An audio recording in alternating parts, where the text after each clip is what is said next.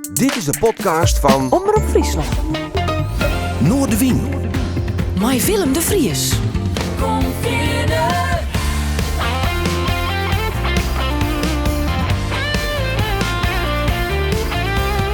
Alles wat er speelt. Omroep Friesland. Waar het recht van bestaan. Als we naar de kijken, wordt het allemaal een tot men. Deze roos gaat aan worden. Waar onland was, is veranderd in een fabelsweg. Sommige mensen zijn er niks.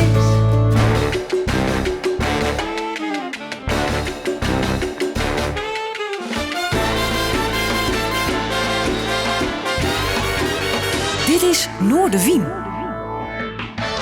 Goeie, en welkom bij Noordewien. Joert met mij een bijzondere gast aan de tafel. En dit komt net uit Friesland, maar uit Greensland. Wij het alles te krijgen, maar haar nieuwe album, Avonturen. Ik zal straks vragen als ik het goed uitspreek. Het opvolger van Rijf, ook al zo'n prachtig album, helemaal in de Greenser taal. En ik had toen Marlene Bakker. Leslie nog te gastwesten in Noordewien live op televisie. Maar Rijn door eens even haar trots te praten, want ze zal Friesland komen met haar band. 29 oktober zullen ze in de Koornbeurs in Friends hier optreden. En ik dacht, ja, wat is het verhaal van deze platen, van deze dame, van deze jongeres, die ooit via Tilburg weerom kwam in Greensland om daar de Greense taal te broeken. Dus ik ben blij dat ze er is. Marlene, welkom. Dankjewel, mooi. Hoe vind je het tekst dat we komen als ik wat in het Fries pruttel? Ja, dat mag hoor, dat mag. Ik kan het redelijk volgen, dus... Zullen we eens een poging doen? Ja, dat is goed. Ja, maar toen was het ook wat Frieske familie ook, hè? Ja, een van mijn opa's was een Fries, dus de klanken klinken me wel bekend in de oren inderdaad. Ja.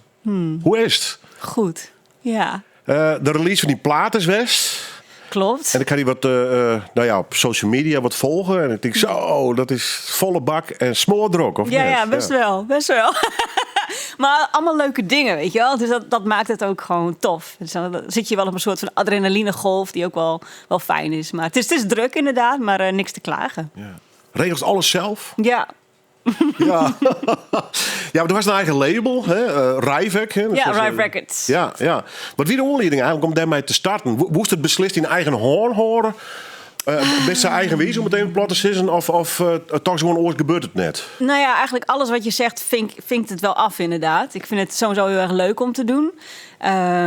Het was ook noodzakelijk, want toen ik net begon met muziek schrijven in het Gronings en in het zingen en met dit album, ja, je kan er wel bij platenmaatschappijen gaan aankloppen, maar die snappen dat dan nog niet helemaal. Dus ik had ook zoiets van, nee, ik moet mezelf eerst maar eens even bewijzen en laten horen dat het gewoon heel mooi is. En dat is met Drive ook heel goed gelukt natuurlijk. Dus nu met het nieuwe album heb ik wel een distributiedeal. Dus dat is al wel heel fijn. Maar ik vind het ook leuk om te doen. Er zijn ook wel artiesten zoals Annie DiFranco, die ik echt enorm bewonder. Die heeft ook altijd alles zelf gedaan.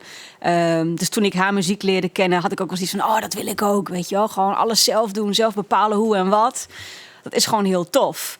Dus aan de ene kant is het wel heel cool om independent artist te zijn en gewoon helemaal je eigen plan te trekken. En aan de andere kant is het ook zwaar en is alle hulp welkom. Dus je moet er steeds een soort van balans in zien te vinden. Ja, en elk wereldje, het nog theater, muziek, cabaret, of waar dan ook. Alles had zijn eigen dynamiek, zijn eigen, officiële en onofficiële regeltjes. En hoe kom je ergens tussen en dat soort dingen. Ja. Hoe vind je best daar inmiddels in, dat die wereld wat trokgrondig is? Dus is met promotie en optredens en muzikanten. Ja, het begint natuurlijk gewoon bij de muziek. En bij de muzikanten en je zou bijna zeggen het product. Want zo moet je er op een gegeven moment ook wel naar gaan kijken natuurlijk. Hè. Je bent natuurlijk muzikant, maar als je het zelf uitbrengt, dan moet je ook wel als een ondernemer ernaar gaan kijken. Dus inmiddels heb ik een heel mooi netwerk wel kunnen opbouwen. Maar het is bij elk album weer spannend of het wordt opgepikt of niet. Dus ik ben zelf heel blij met het album en de liedjes en het verhaal erachter. En de muzikanten die erop hebben gespeeld. En Bernard Gepken die het weer ontzettend mooi heeft geproduceerd. Ja, en dat is echt die muzikale steun naartoe verlaten. Enorm, enorm. Dus daar ben ik heel erg trots op. En dan is het, als je het uitbrengt, is het gewoon hopen dat het wordt opgepikt, dat de radio het draait, dat we op mooie plekken kunnen spelen en dat die olievlek zich langzaamaan weer verder uitbreidt. En is gewoon afwachten. Het is een beetje geluk hebben en kwaliteit leveren en de juiste mensen tegenkomen. En er zelf in blijven geloven. Ja, dat vooral, hè? Ja. Ja. We praten aan wie weinig hoe die album, want daar hebben we gelukkig even de tijd voor. Toch even naar het begin, maar op een gegeven moment best Greensland verlitten. Dan begin je naar Tilburg, naar de Rock Academie. Maak dat een soort scanierpunt in je carrière? Ja, van enorm. De loopste door, achter die ticht. Het nog wat symbolisch, denk ik, of net? Ja, op mijn 17e ben ik verhuisd naar Brabant om daar aan de Rock Academie te studeren. En daar werd ik me heel erg bewust van mijn roots. Zo van, oh jeetje, ik ben eigenlijk heel Gronings. En wat mis ik Groningen ineens? En oh, wat zit er veel Gronings in mijn Nederlands? Dus daar is eigenlijk het idee ontstaan om ook iets met het Gronings te gaan doen. Dus ik heb eigenlijk aan de Brabanders te danken dat ik überhaupt in het Gronings ben gaan zingen. Dus dat was een hele leerzame periode. Dus toen ik op een gegeven moment weer terug ben verhuisd, dacht ik, oké, nu ga ik dat ook serieus aanpakken. En heb ik me helemaal verdiept in de taal. En het was een hele mooie ontdekkingsreis in mijn eigen roots. En het balletje ging toen ook wel vrij snel rollen. Dus dat was ook wel heel bijzonder om te merken van, hey, volgens mij heb ik hier iets te pakken. Ja. Dit voelt heel bijzonder voor mij, maar blijkbaar vinden andere mensen het ook heel mooi als ik in het Gronings zing. Dus dat was heel fijn. Ik heb wel eens wat biografie gelezen van acteurs en die komen op zo'n theateropleiding en dan het eerste wat hun al leert wordt is het accent. Oh ja. Hadden ze dat bij die Rock Academie probeerden van nee, dame, of Nederlands of Engels, maar dat Gronings of vinden ze juist heel stimulerend daarin? Hier is wat u te lezen, vind ik gevoel? Nou, ja, eigenlijk iedereen die toen op de Rock Academie zat, was eigenlijk voornamelijk in het Gronings, in het Engels bezig. Er waren ook wel een aantal muzikanten die al in het Nederlands aan het schrijven waren. Eigenlijk was het toen een beetje aan het opkomen met Eefje de Visser en zo. Dat was een beetje in die tijd dat ineens, ook met Spinvis en zo, dat het Nederlandstalige weer wat serieuzer werd genomen. En dat je daar dus ook hele mooie dingen in kon maken. Maar streektaal was toen echt nog wel een brug te ver. Dat werd totaal niet over gesproken of dat werd helemaal niet behandeld of zo. Dus dat kwam echt puur vanuit mijzelf. Dat ik dacht van ja, maar wacht even.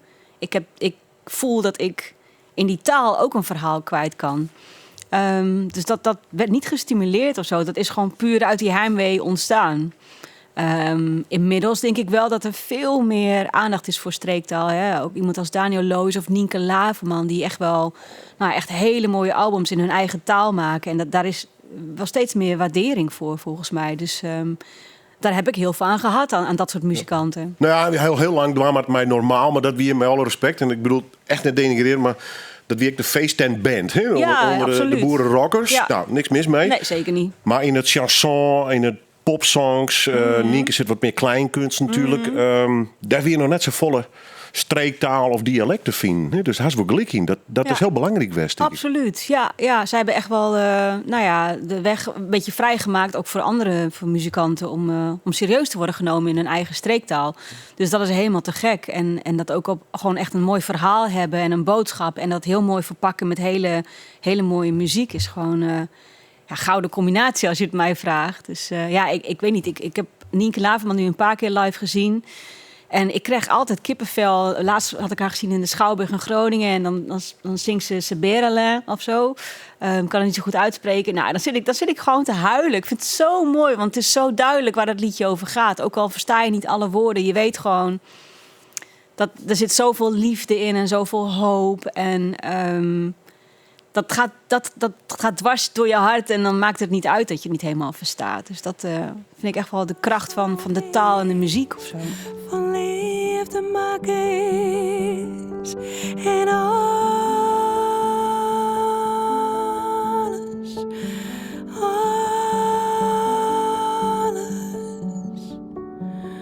alles komt. Volg je de flinter.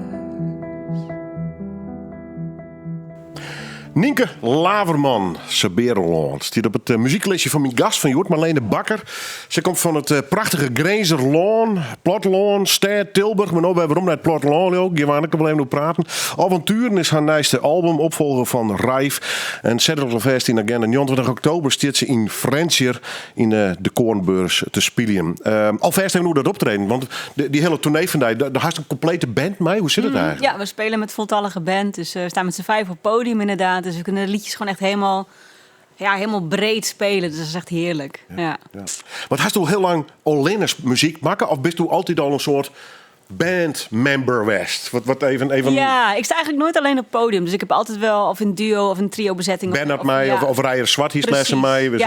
Ja. Dus dat vind ik gewoon toch het fijnst. Dat je wat meer instrumenten op het podium hebt. Ja, want er was betiteld als singer-songwriter, maar die haar vaak ook gewoon soms optreden alleen, maar dat doet dus net zo vaak. Nee, ik ben echt op podium echt zangeres. Thuis schrijf ik mijn liedjes wel achter de piano, maar live laat ik het liever over aan mensen die veel beter zijn dan ik. En dan kan ik me gewoon echt richten op het verhaal en op de zang. Ja, want wat Jost zelf vooral als zangeres? Op podium wel. Ja. En thuis ben ik dan weer songwriter en platenlabelbaas en boekingskantoor. En alles bij elkaar. Van alles wat. Ja. Tilburg, hè? Want ik begin eerst vanuit Grijns naar Tilburg. Maar welke dream is er heen? Ja, gewoon dat ik muziek kon maken. Maar boest de popmuziek in? Boest, ik zeg, een van die favorieten is PJ Harvey bijvoorbeeld. Ik zeg maar wat. Of een Radiohead. Boest die kant uit? Of was die in een band de wereld veroveren je? Of wat waren die dromen? Mijn droom was eigenlijk gewoon mijn muziek schrijven, met een band toeren en platen uitbrengen. Zo simpel als dat, zeg maar. En vooral mijn verhaal kwijt kunnen in muziek. En dat geldt denk ik voor elke muzikant. Dus het is allemaal niet zo heel moeilijk. En in eerste instantie dacht ik dat het in het Engels zou zijn. Totdat die heimwee om de hoek kwam kijken. En dat Gronings ineens mijn leven weer terugcijpelde. Ja. Want dat hele muzikale verhaal in daar. Er bent opgegroeid in Smeerling. Ja. Dat is net heel ver van de Duitse grens, hoor. Nee, net klopt. Mij. Het ligt in Westerwolde, Smilke in het Gronings heet het. En het is een heel mooi oud gebied, Westerwolde. Heel veel is er nog bewaard gebleven qua natuur, maar ook qua dorpjes en boerderijen. Ik ben opgegroeid in een oude Saksische boerderij met leme wanden. Ik lees er zoiets met de huddewien om het huis heen en dan begon alles te krijgen. Het is gewoon een heel mooi historisch gebied. Er hangt ook wel een beetje mystiek in de lucht. En dat heeft me enorm geïnspireerd. Vooral ook in mijn eerste album, maar ook wel in het tweede album. Het Sloorplaatje bijvoorbeeld. Dus dat was een hele fijne plek om op te groeien. En mijn ouders die hebben in die boerderij een antiekwinkel en een restauratiebedrijf. Dus de liefde voor erfgoed en oude spullen is mij echt wel met de paplepel ingegoten, zeg maar. En dat hoor je eigenlijk ook wel terug. En je ziet toevallig ook dan in het boekje van het album zie je ook die leme muur en die houten balken weer terug. Weet je wel? Dus dat is gewoon een beetje een soort mooie basis die wel terugkomt in mijn muziek ook. En het prachtige platteland van Grijnsland. Ja. Het wordt heel wat in die context van de aardbeving zet. En dat snap ik heel goed. Maar ondertussen is het nog steeds wel een heel mooi gebied. Ja, hè? absoluut. Dus die taal, de erfgoed, de historie. Eigenlijk komt het allemaal heel mooi samen in mijn muziek. En 2,5 jaar geleden ben ik zelf verhuisd naar een heel mooi oud wierdendorpje. Op het Hoge Laan, hartje aardbevingsgebied. We wonen nu in een heel mooi oud huisje uit ongeveer 1850. En toentje erbij, weet je wel. Echt heerlijk. Kon ik echt niet wachten om weer met mijn handen in de grond te vroeten en zo. En die periode heeft me enorm geïnspireerd in het album. Vooral met het liedje Stein bijvoorbeeld. Toen ik bezig ging met tuinieren, toen vond ik van alles in de grond. Want het bleek dat we op archeologische grond wonen, type 1. En dat houdt eigenlijk in dat je daar gewoon van alles kan vinden. Dus ik vond oud aardewerk en porselein en glas. En het was echt schatgraven. En tegelijkertijd had ik ook zoiets van, maar hoe is dit allemaal hier zo beland in mijn tuin? Wat hier gebeurt? Ja, hoezo is dit allemaal zo weggegooid? Dus ik had al die vondsten die ik had gedaan, die had ik gefotografeerd en op de socials gezet met de boodschap wat je allemaal wel niet vindt hier in de tuin.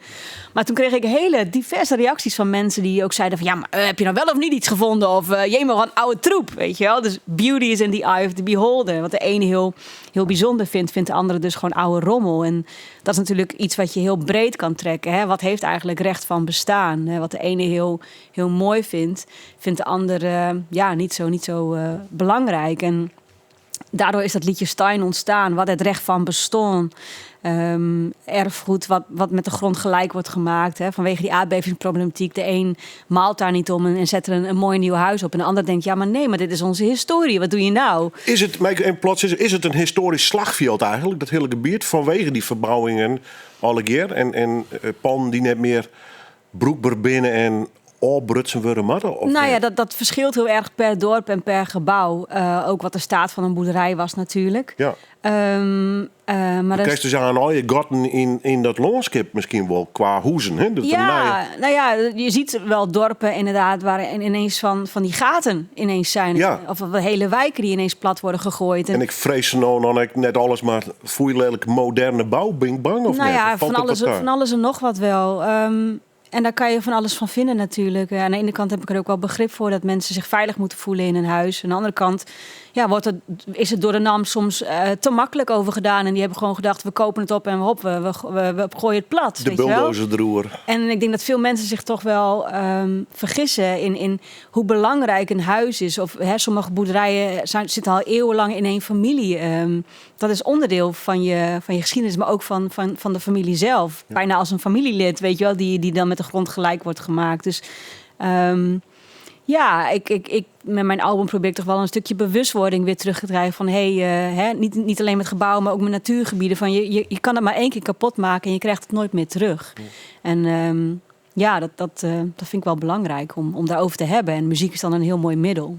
Best door we samen hebben die man en hoe ben je maar al eens een keer bang geweest van bevingen of net? Nou ja, we hebben wel wat bevingen meegemaakt. Dat bedoel ik. Maar dat is niet leuk. Nee, dat zet je wel weer even zo aan het denken. Op een moment als het echt voor terug hier is van dit is een beving. Ja, het is vooral de hond die het eerst dan voelt en dat je dan denkt van wat doet die hond gek en dan ineens dan voel je zo'n beving of je hoort een klap. Ja. Dat zijn gewoon... kijk, wij wonen er nu pas 2,5 jaar. Dus, maar er zijn mensen die er al hun hele leven wonen. En die zijn echt murgeslagen. En dat is wel heel schrijnend. Dat je echt denkt, jeetje, wat is hier gebeurd? En hoe lossen we dit op met z'n allen? Ja. We draaien weer muziek van Dien Lisje. Become the Earth. Feist. Become the earth.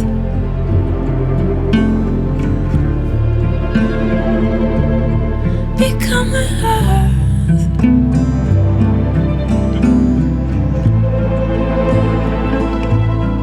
Become the earth. Become the Earth. Feist.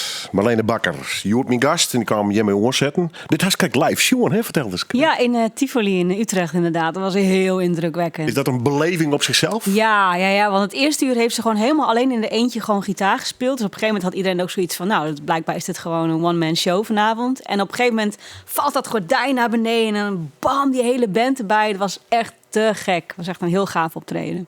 Hoe beleeft ze weer een concert? Dat oorzaak wie verliezen of zie je niet verliezen? Stierst daar oor, stierst daar als een professional, als een artiest. Dat denk ik, dat is leuk. Dan kijk ik nog wel eens broeken of zo. Ja, het werkt heel inspirerend. Absoluut. Ja, dat soort optredens, dat is heel fijn. Dat heb je ook nodig, die input van andere artiesten, denk ik. Om zelf ook weer op ideeën te komen en zo. Maar dat kan ook uit een schilderij komen of een heel mooi boek of een mooie film. Ik denk dat je als kunstenaar overal wel je inspiratie uithaalt. Maar zeker ook wel live optredens. Dat is gewoon heel gaaf, ja. Want even het brengt je te matchen naar die album. Binnen bepaalde artiesten, ik bedoel net hier dat is het letterlijk kopieert, maar zij zegt, die sound vind ik mooi. Hoe ze dat oplast haar, vind ik intrigerend. Kunnen we dat net meenemen in het proces? Broekst me horen we een oren muziek om er zelf beter van te worden? Of zit zijn album als avonturen redelijk op zichzelf? Nee. Ik denk dat elke muzikant of producer wel een soort spons is en overal wel zijn inspiratie uithaalt en ook naar andere muzikanten luistert inderdaad. Dus er zit zeker wel van allerlei inspiratie in dat album. Als het niet vanuit mij komt, dan is het wel vanuit Bernhard of vanuit de band zelf, die natuurlijk ook van alles en nog wat heeft geluisterd. Dus er is niet specifiek één artiest waar we heel erg uit hebben geput, maar het is gewoon eigenlijk jarenlang zelf muziek maken en naar muziek luisteren. En dat beïnvloedt je toch wel, ja. Heel groot verschil, in ieder geval wat mij opvoel in de reacties. Die verhaal, ik ga het denk eens lezen, is dat mijn rijf vast heel lang eigenlijk om die plaat werken. Lange periode. Nou, ik kan me voorstellen, wikken wegen, het wordt in de eerste Greenstalige plaat natuurlijk. Ja. En dit is relatief snel gaan eigenlijk. Ja. Dat vooral het opnameproces. Ja, we hebben het in 5 dagen opgenomen inderdaad. Is dat toeval of je dat juist van de nieuwe werkwijze en de beuk erin? Ja, bewuste keuze. Ook eigenlijk maar 1 keer gerepeteerd met de band. Wow.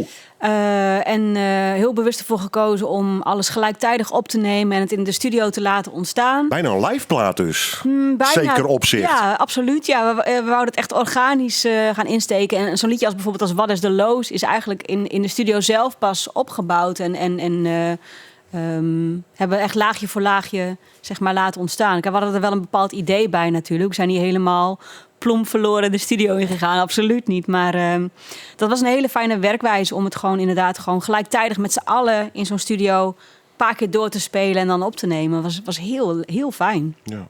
Ik moet even dus opmaken, vorm, maar toch. Du hast op die cd een A- en een B-kant. Je bent de eerste die er wat van zegt.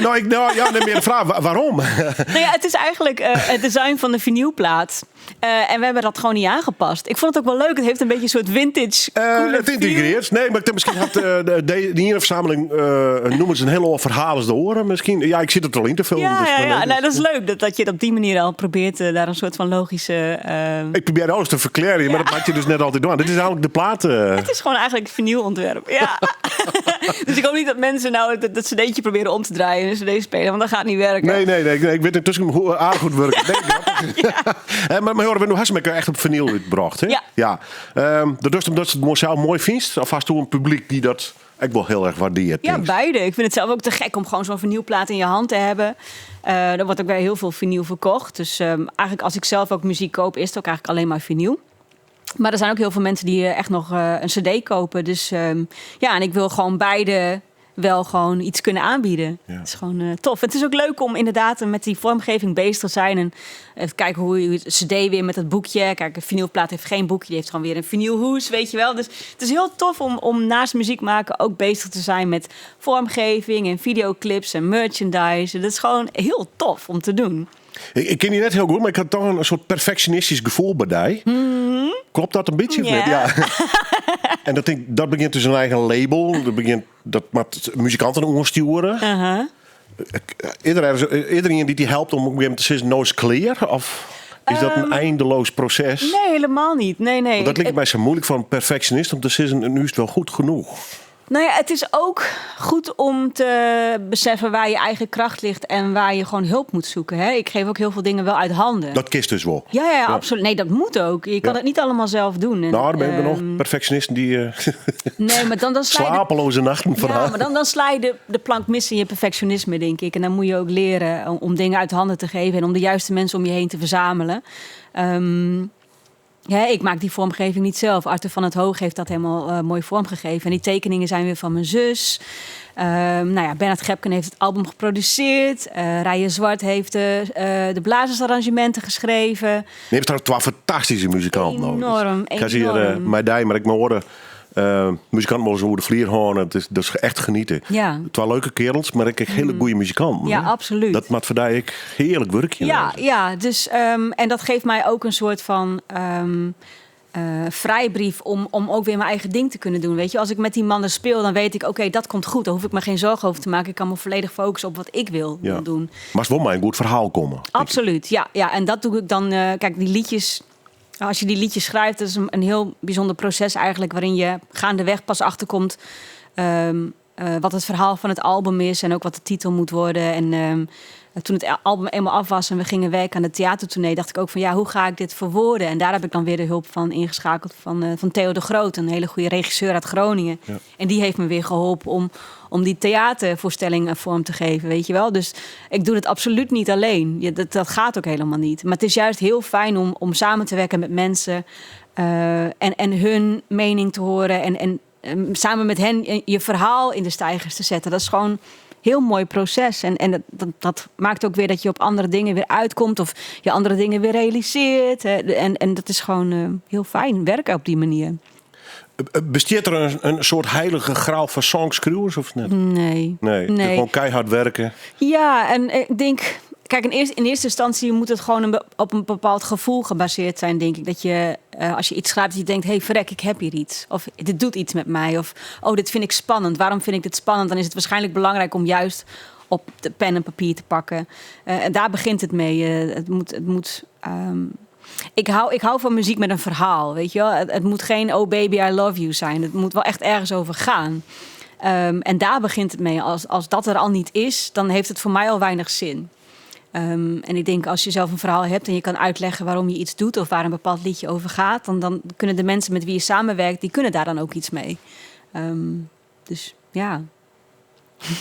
Ik ga even wat draaien. Zo lang van het album dus. Wat je voor u leidt van Marlene Bakker. Avontuur. En mijn hart boomt hard. Ik weet nooit of zo ver ik in. Zolang het gooit. Orem ik deur.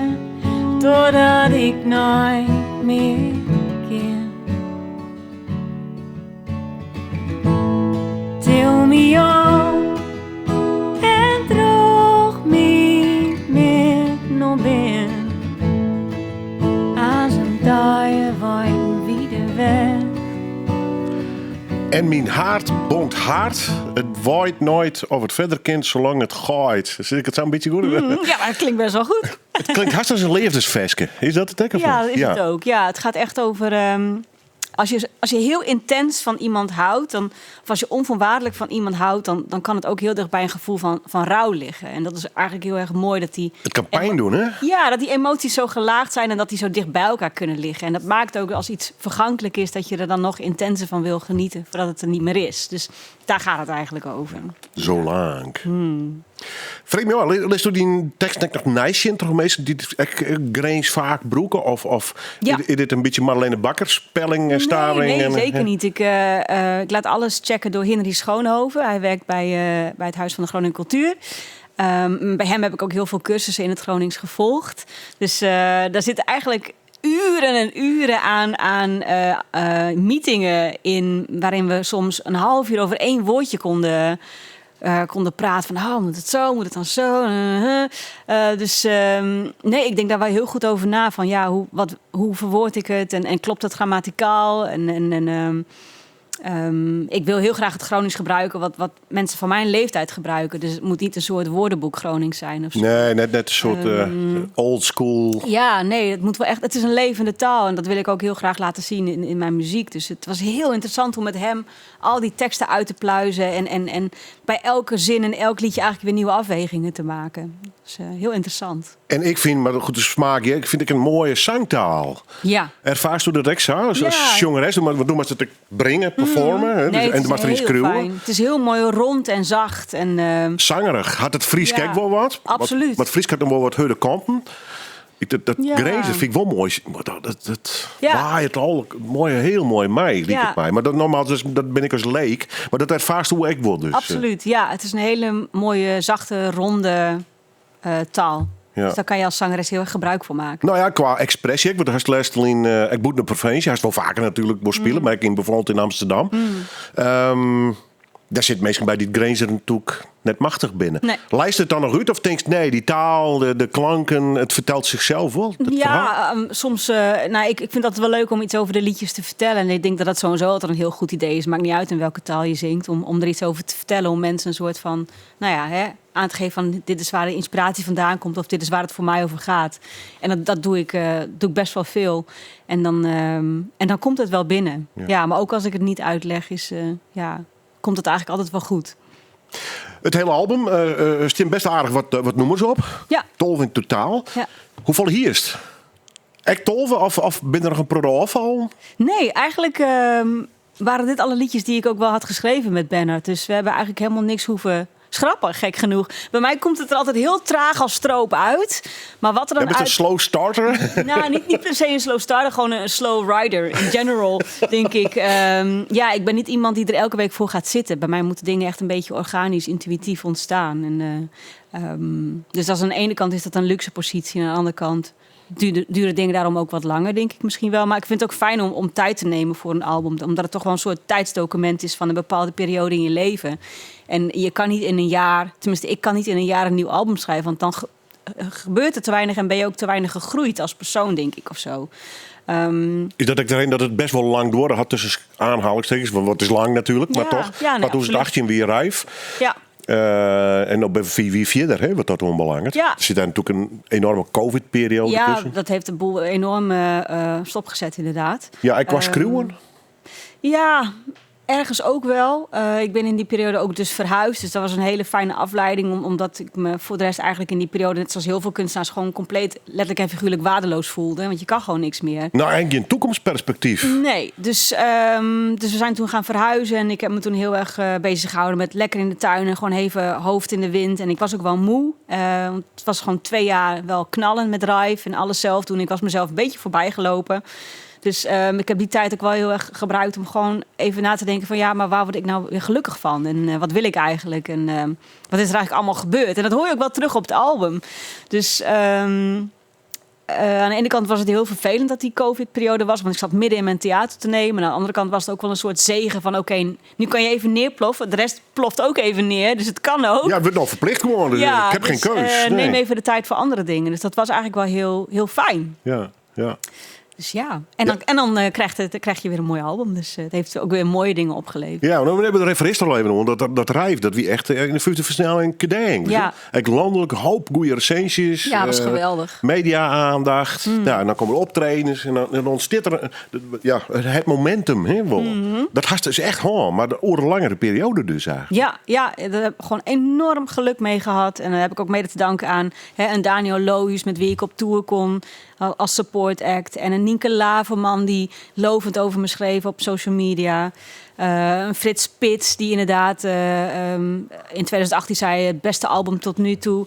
Weet je, dat heb je gewoon nodig. Dat soort mensen en lovende dingen over je zeggen. Want dat maakt ook dat mensen je muziek oppikken. Als niemand dat doet, dan kan je wel een heel mooi album maken. Maar dan hoort niemand het. Dus je bent daar heel erg van afhankelijk. Dus, roepen in de Grangerwoestijn. Ja, precies. Dus ik ben ze daar nog steeds heel erg dankbaar voor. Dus en ik hoop ook dat ze dat blijven doen. Hè? Dat ze nieuwe muziek blijven stimuleren en daar een podium voor vrijmaken. Wat heeft het gevoel dat het nou wat makkelijker gaat? Dat er wat meer dwarrelijk voor die Iep en dankzij Rive mij dit naar je album? Ja, ik denk dat mensen... je hebt een hele mooie basis waarop je voort kan bouwen. Dus, maar makkelijker zal ik niet snel zeggen. Want het blijft natuurlijk gewoon altijd aanpoten. Hard werken en nog eens hard werken. Ja, ik maak veel uren achter mijn laptop met mails en weet ik veel wat allemaal wel niet. Dat hoort er wel echt, dat blijft gewoon. Dus ja. We gaan weer naar muziek. To the Teeth. Ja. Annie DiFranco. Ja, dat is een artiest die... Klinkt heel exotisch dit. Nou, ze komt uit Amerika. Maakt eigenlijk al sinds haar 15e muziek. Brengt ook al vanaf die leeftijd haar eigen albums uit. Onder haar eigen label. Righteous Babe Records heet dat. En do-it-yourself dus. Enorm. Zij heeft mij enorm geïnspireerd in haar werkwijze. En ook, ook als songwriter. Ze schrijft heel, heel eerlijk. Haar teksten zijn... steengoed. En ze was eigenlijk haar tijd ver vooruit met bepaalde thematieken die ze behandelde. En ze heeft het ook wel moeilijk gehad, denk ik. Maar gewoon een hele goede muzikant, een hele goede songwriter. Elk album zichzelf weer opnieuw uitvinden. En volgens mij heeft ze inmiddels iets van 25 albums uit of zo. Dus ik weet nog dat ik Little Plastic Castle hoorde van haar via mijn zus. En dat was echt zo'n moment wat ik dacht van... wauw, wat is dit? En wie is dit? En wat voor muziek maakt ze? En ik ben er eigenlijk altijd blijven luisteren. En live show een keer al? Of niet? Ja, al een paar keer. Ze is al een poosje niet meer in Europa geweest, jammer genoeg. Maar ik heb haar een paar keer live gezien, ook in Paradiso en zo. En dit liedje, To The Teeth... is echt weer zo'n liedje waarvan je denkt... wow, waar gaat het over? Die tekst ook. Ze behandelt echt... toch wel wat problematiek in Amerika. Wat dingen die daar aan de hand zijn. En... vind ik toch wel heel stoer en knap dat ze dat durft. En ook zo mooi poëtisch kan verwoorden. En aan de andere kant ook zo recht voor zijn raap. Heel gaaf. Open fire on Hollywood. Open fire on MTV. Open fire on NBC and CBS and ABC. Open fire on the NRA and all the lies they told us along the way. Open fire.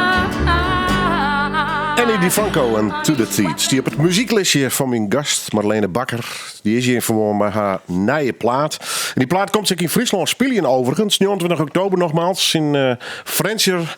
Ze is met de hele band komen trouwens. En wat dat betreft kijk je morgen om naar de Koornbeurs te gaan. Dus op een snijn volgens mij. En Nog even over het album. Hè? Want, is hij nou helemaal klaar voor een gevoel? Of hoe luistert het naar zo'n plaat nou? Hij is absoluut helemaal af. Heb je niet hollen? Of had je nog de neiging? Oh, Nee. Ik ben er heel blij mee. Maar ik Dat vind ik toch zo knap, hè? Dat is een punt waar ze zit. Ja, je moet wel. Ja. Nee, maar het is wel leuk, want op andere manieren ben je natuurlijk wel weer mee bezig met zo'n theatertoneel. Om dan de liedjes neer te zetten en een verhaal bij te hebben in zo'n theatervoorstelling. Dat is weer heel tof en dan leeft het toch weer verder. En dan merk je ook wel dat liedjes weer verder groeien ook in jezelf. En ook wat ze betekenen. En dat houdt niet op. Nee. En het is heel tof om... ik merk dat het was een soort van afsluiting van een periode. Dat schrijven van dit album en ook het uitbrengen. Maar ik merk nu met het theatertournee dat ik juist toch weer heel veel te vertellen heb. En dat het heel fijn is dat zo'n theater daar dan weer de gelegenheid voor geeft. Dat je toch wel weer je verhaal kan delen. En dat die liedjes ook weer een ander perspectief krijgen. En dat mensen zoiets hebben van, oh wauw, weet je wel. Zo had ik nog niet naar het liedje gekeken, wat te gek. Dat is heel tof. Ja, het theater is wat dat betreft een heel mooie plek waar je in een soort cocon met z'n allen even kan verdwijnen in die muziek. Dus, Had dat ook die voorkeur, theater in dat opzicht? Absoluut, ja. Ik vind het heel fijn om te vertellen. Want in een club is het weer oors optreden. Hè? Ja, dan is het gewoon echt die liedjes achter elkaar, bam, bam, bam, bam, bam. Wat ook echt te gek is, want dan kan je helemaal verdwijnen in die muziek ook. Maar een theater is toch ook wel vaak een heel mooi moment om een soort van connectie met je publiek op te bouwen en iets te vertellen. Ja, ik vind dat zelf ook altijd heel fijn als ik dan naar een Nienke Laverman of een Daniel Lohuis en dat ze ook vertellen dat je toch weer even anders gaat kijken naar de liedjes ik vind dat heel bijzonder.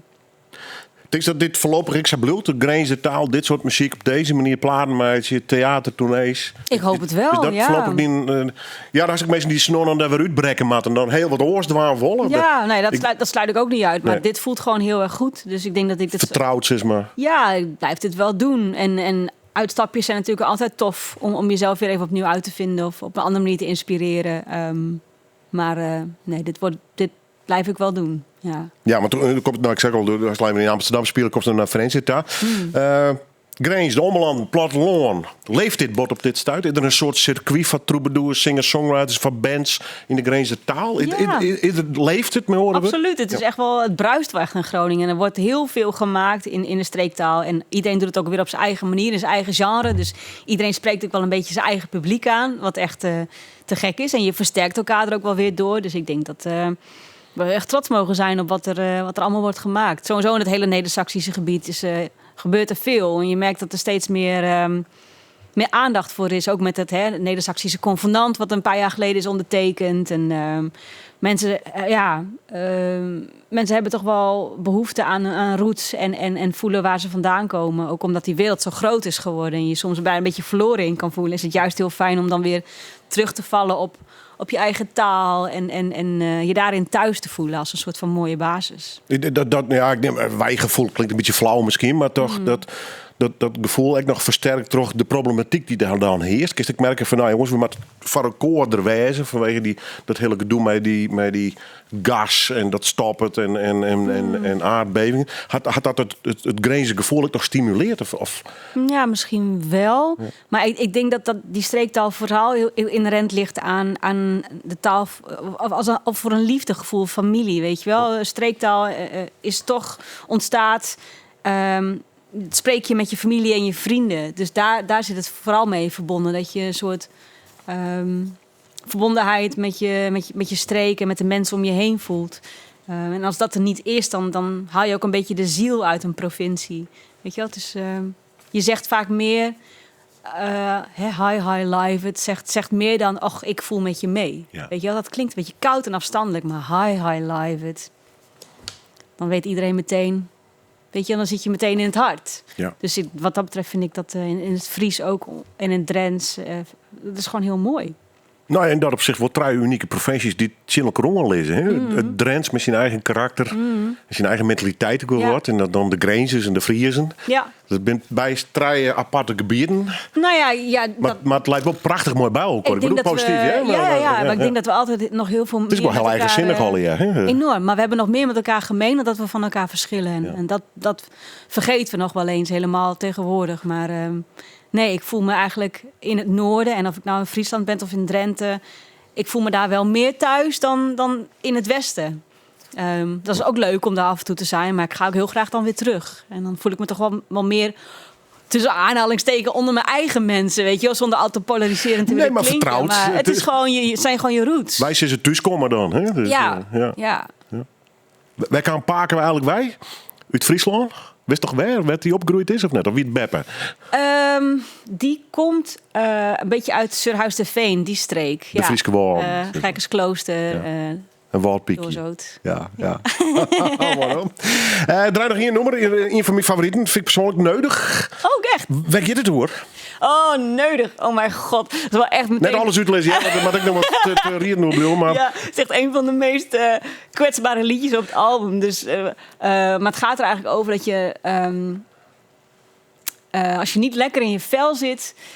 dan ga je overal aan twijfelen, weet je wel. En dan ook aan de mensen die dichtst bij je staan. Van, heb je mij nog wel nodig? Dat.